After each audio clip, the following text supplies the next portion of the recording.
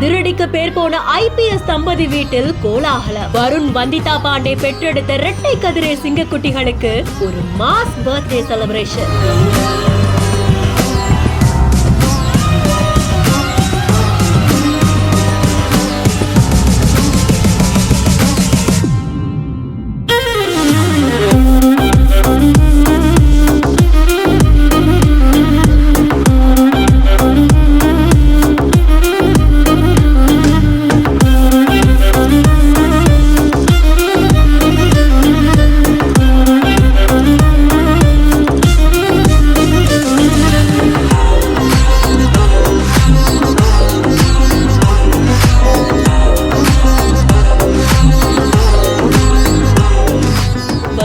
IPS அவர்கள் திருச்சியில பதவி ஏற்ற நாள்ல இருந்து இப்ப வரைக்குமே ரவுடிசம், கட்ட பஞ்சாயத்து, கந்துவெட்டி, பெண்களுக்கு எதிரான வன்கொடுமைகள்னு சட்டவிரோத செயல்கள்ல ஈடுபடுறவங்களுக்கு எதிரா பல்வேறு நடவடிக்கைகளை மேற்கொண்டுட்டு இருக்காங்க.